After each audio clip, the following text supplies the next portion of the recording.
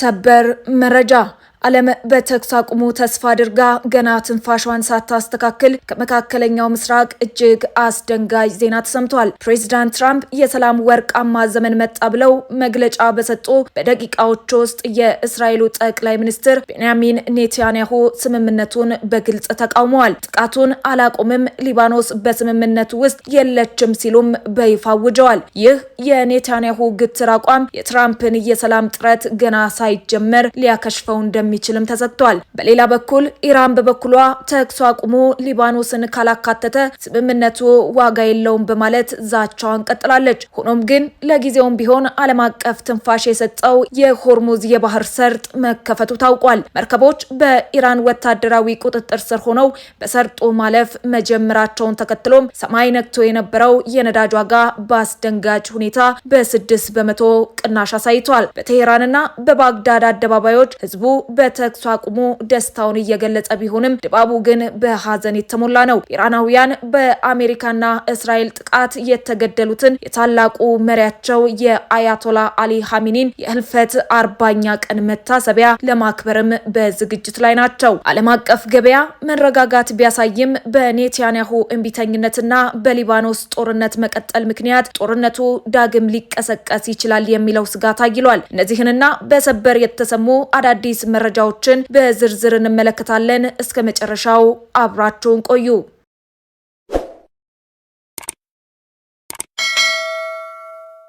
በመካከለኛው ምስራቅ ፍጥጫ ዓለም ታይቶ በማይታወቅ መልኩ ወደ ለየለት የጥፋት አፋፍ ተቃርባ ነበር። ፕሬዚዳንት ትራምፕ የሰጡት የ8 ሰዓት ቀነ ገደብ ሊያበቃ 1 ሰዓት ብቻ ሲቀረው የአሜሪካ ቢ52 ቦምብ ጣይ አውሮፕላኖች ወደ ኢራን ሰማይ በመብረር ላይ ነበሩ። ትራምፕ በትሩዝ ሶሻል ገጻቸው ዛሬ ሌሊት አንድ ስልጣኔ ለዘላለም ይጠፋል ሲሉ ያሰፈሩት ዛቻ ዓለም አቀፍ የህግ ምሁራንን፣ የተለያዩ ሀገራት መሪዎችንና ርዕሰ ሊቃነ ጳጳሳቱን ሳይቀር ክፉኛም አስደንግጦ ነበር። ድርጊቱ የዘር ማጥፋትና ግልጽ የጦር ወንጀል ነው በሚል ትራምፕ ከየአቅጣጫው ከፍተኛ ውግዘት ሲሰነዘርባቸውም ቆይቷል። ነገር ግን ልክ ሰዓቱ ሊያበቃ ደቂቃዎች ሲቀሩ ማንም ያልገመተው ድንገተኛ ለውጥ ተከሰተ። በፓኪስታን ጠቅላይ ሚኒስትር ሸህባዝ ሻሪፍ ታላቅ የዲፕሎማሲ ጥረት አሜሪካና ኢራን ለ2 ሳምንታት የሚቆይ ሁኔታዊ የተኩስ አቁም ለማድረግ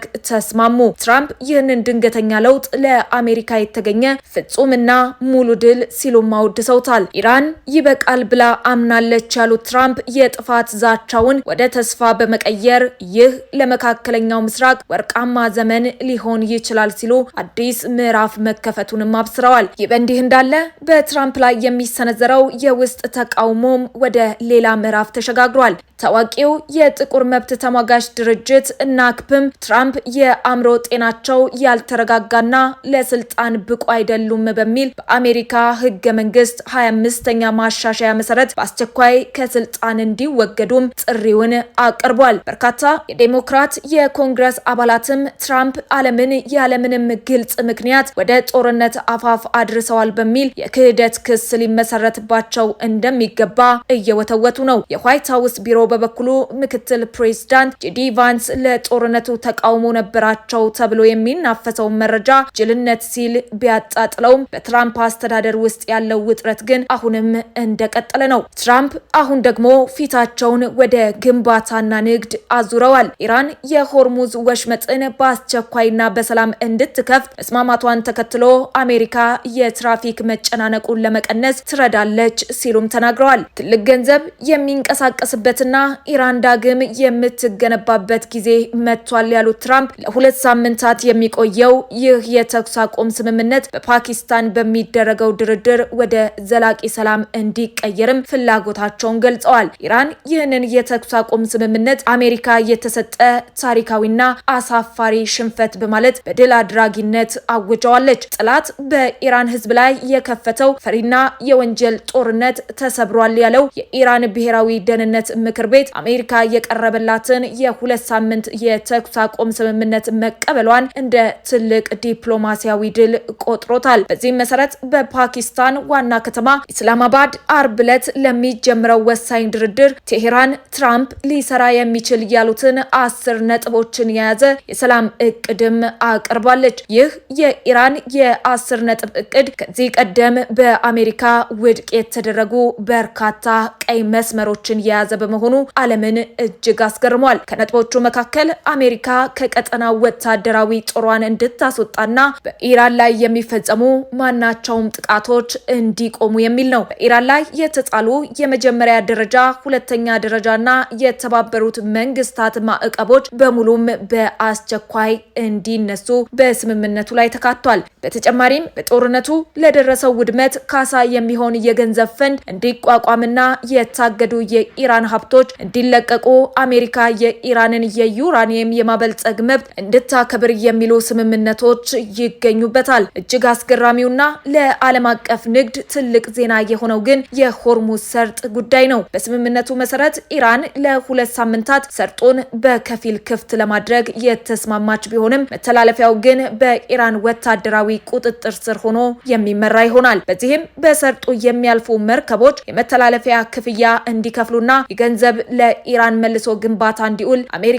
መስማማቷን የአሶሺየትድ ፕሬስ ዜና ወኪል ዘግቧል። ፕሬዚዳንት ትራምፕ በትራፊክ መጨናነቁ ረገድ አሜሪካ በቁሳቁስ ታግዛለች ማለታቸው አሜሪካ የኢራንን ወታደራዊ የበላይነት በሰርጡ ላይ አውቃ ለመቀበሏ ትልቅ ማሳያ ተደርጎ ተወስዷል። ታዲያ ይህም ኢራን በጦር ሜዳ ያገኘችውን ውጤት ወደ ኢኮኖሚያዊና ዲፕሎማሲያዊ ድል ለመቀየር መቻሏንም ያሳያል። ምንም እንኳን ዋሽንግተንና ቴሄራን ለ2 ሳምንታት በሚቆይ ተኩስ አቁም ላይ ቢስማሙም የእስራኤሉ ጠቅላይ ሚኒስትር ቤንያሚን ኔታንያሁ ግን በዚህ ስምምነት ላይ ትልቅ እሾህ መዘዋል። የኔታንያሁ ቢሮ በይፋ ባወጣው መግለጫ ላይ እስራኤል በኢራን የተደረሰውን ጥቃት የማቆም ስምምነት ብትቀበልም የስምምነት ግን ሊባኖስን በፍጹም እንደማያካትት በግልጽ አስታውቋል። ኔታንያሁ በትራምፕ ጥረት የተገኘውን የተኩስ አቁም እንደሚደግፉ ቢናገሩም ከሄዝቦላህ ጋር የሚደረገው ጦርነት ግን ራሱን የቻለና የማይቆም ነው በማለት የዓለምን ስጋት መልሰው ቀስቅሰውታል። ይህ የኔታንያሁ ግትር አቋምም በኢራንና በአሜሪካ መካከል የተደረሰውን ስምምነት አደጋ ላይ ሊጥለው ይችላል ተብሎም ተሰግቷል። ምክንያቱም ኢራን ተኩስ አቁሙ ሊባኖስንና ሌሎች የቀጠናው ሀገራትን እንዲያካትት በጽኑ ስትጠይቅም ቆይታለች። የፓኪስታኑ ጠቅላይ ሚኒስትር ሸባህ ሻሪፍ ስምምነቱ ሊባኖስንም ያካትታል ቢሉም እስራኤል ግን በደቡብ ሊባኖስ በኩል የጀመረችውን የመሬት ወረራ አጠናክራ ቀጥላለች። እስራኤል የመከላከያ ቀጠና ለመፍጠር በሚል በሺዎች የሚቆጠሩ ወታደሮቿን ወደ ሊባኖስ ምድር እያስገባች ሲሆን ባለፉት ጥቂት ሳምንታት ብቻ ከ1500 በላይ ሊባኖሳውያን መገደላቸው ተነግሯል። ኔታንያሁ ለትራምፕ በደወሉት ስልክ ተኩስ አቁም ማድረግ ስህተት መሆኑን ለማሳመን ቢሞክሩም ትራምፕ ግን ለጊዜው የዲፕሎማሲውን መንገድ መርጠዋል። ይሁን እንጂ ኔታንያሁ ኢራን አሁንም የሚሳኤልና የኒውክሌር ስጋት መሆኗን በመጥቀስ ከ2 ሳምንት በኋላ አሜሪካ ጠንከር ያለ እርምጃ እንድትወስድ ግፊት ማድረጋቸውን እንደሚቀጥሉ ፍንጭ ሰጥተዋል። እስራኤል በሊባኖስ በኩል የምትፈጽመው ጥቃት ከቀጠለ የኢራን ወታደራዊ አዛዦች ሊባኖስ ካልተካተተች እኛም ስምምነቱን አናከብርም የሚል አቋም ሊይዙ ይችላሉ የሚለው ስጋት አሁንም በዓለም ላይ አንዣቧል። የተኩስ አቁሙ ዜና እንደተሰማ በዓለም የነዳጅ ገበያ ላይ ታይቶ የማይታወቅና እጅግ አስገራሚ የዋጋ ቅናሽም ታይቷል። ስምምነቱ ከመታወጁ ጥቂት ሰዓታት በፊት ሰማይ ነክቶ የነበረው የነዳጅ ዋጋ ዜናው እንደተሰማ በአንድ ጊዜ በ6 በመቶ አሽቆልቁሏል። የአሜሪካ ድፍድፍ ነዳጅ በበርሜል $94 ገብቷል።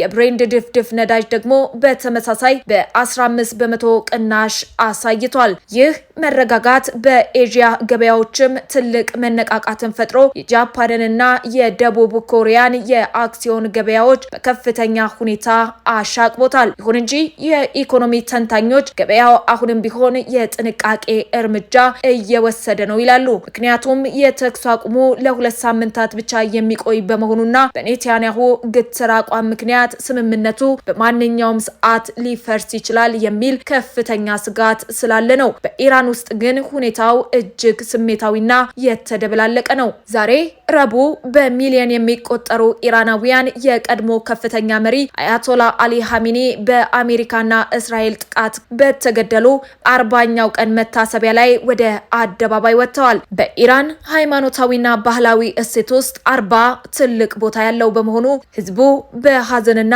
በቁጣ ስሜት ውስጥ ሆኖ ነው የተኩስ አቁም ዜናውን የተቀበለው። በቴህራን ኢንቅላብ አደባባይ የተሰበሰቡ አንዳንድ ኢራናውያን አሜሪካና እስራኤል ለራሳቸው ጊዜ ለመግዛትና እንደገና ለመደራጀት የፈጠሩት ተንኮል ነው ሲሉ ስጋታቸውን ለዓለም አቀፍ ሚዲያዎች ገልጸዋል። አሜሪካ ባህሪዋ ይቀየራል ብለን አናምንም የሚሉ ድምጾችም በስፋት እየተሰሙ ይገኛሉ። በአሜሪካ ደግሞ የተኩስ አቁም መገኘቱ በትራምፕ ላይ የሚሰነዘረውን የውስጥ ተቃውሞ አላበረደውም። እንዲያውም ውጥረቱ ወደ ህጋዊ እርምጃ ተሸጋግሯል። ታዋቂው የሰብአዊ መብት ተሟጋች ድርጅት ናክፕም ትራምፕ የአእምሮ ጤናቸው ያልተረጋጋ ግልፍተኛና ለሀገር ስጋት ናቸው በሚል በአስቸኳይ ከስልጣን እንዲወገዱ ጥሪ አቅርቧል። ድርጅቱ በታሪኩ ለመጀመሪያ ጊዜ ፕሬዝዳንቱ በ25ኛው የህገ መንግስት ማሻሻያ መሰረት እንዲነሱ መጠየቁ ጉዳዩን ከባድ አድርጎታል። በርካታ የዴሞክራት የኮንግረስ አባላትም ትራምፕ ዓለምን ያለምንም ግልጽ ምክንያት ወደ ጥፋት አፋፍ አድርሰዋል በሚል የክህደት ክስ እንዲመሰረትባቸው እየወተወቱ ነው። ምክትል ፕሬዝዳንት ጄዲ ቫንስም ለጦርነቱ ተቃውሞ ነበራቸው ተብሎ የሚናፈሰው መረጃ በዋይት ሃውስ ውስጥ ያለውን ክፍተት የሚያሳይ ቢሆንም ትራምፕ ግን አሁንም በራሳቸው መንገድ መጓዛቸውን ቀጥለዋል። አሁን የዓለም አይን አርብ ዕለት በፓኪስታን ዋና ከተማ ኢስላማባድ በሚጀምረው ታሪካዊ ድርድር ላይ አርፏል። ይህ ድርድር ለ2 ሳምንታት የተገኘውን ሰላምም ወደ ዘላቂ ስምምነት ይለውጠዋል ወይስ የኔታንያሁ የሊባኖስ ጥቃት ሁሉንም ነገር ወደ ነጥብ 0 ይመልሰዋል የሚለው ጥያቄ የዓለም መሪዎችን እንቅልፍ እየነሳ ይገኛል። ክብሯትና ክብሯን ዓለም ዛሬ ከአስፈሪው የጥፋት ሰዓት ለጥቂት አምልጣለች። ነገር ግን ኔታንያሁ ጥቃቱን አላቆምም ማለታቸው፣ ኢራን ደግሞ ሊባኖስ ካልተካተተች ስምምነቱ ዋጋ የለውም የሚለው ግትር አቋሟ ይህ ተኩስ አቁም ለ2 ሳምንታት እንኳን መዝለቅ ስለመቻሉ ትልቅ ጥርጣሬ ፈጥሯል። የነዳጅ ዋጋ መውረዱና የሆርሙዝ ሰርጥ መከፈቱ ለዓለም ኢኮኖሚ ትልቅ ትንፋሽ ቢሰጥም በትራምፕና በኔታንያሁ መካከል የፈነዳው አዲስ አለመግባባት ግን ነገሮችን ወደማይገመት አቅጣጫ ሊወስድም ይችላል። ትራምፕ እንዳሉት የሰላም ወርቃማ ዘመን ይጀምራል አሊያስ አርብ በፓኪስታን የሚጀምረው ድርድር ሳይሳካ ቀርቶ ጦርነቱ ይበልጥ ተባብሶ ይቀጥላል። መልስ የሚሻ ተንሳፋፊ ጥያቄ ሆኗል። እንደዚህ ያሉ ትኩስና ሰበር መረጃዎች በትንታኔ በፍጥነት እንዲደርሷችሁ ሰብስክራይብ ማድረጋችሁንና የደውል ምልክቷን መጫናችሁን አትዘንጉ። በቀጣይ ሰበር መረጃ እስክንገናኝ ሰላም ቆዩን።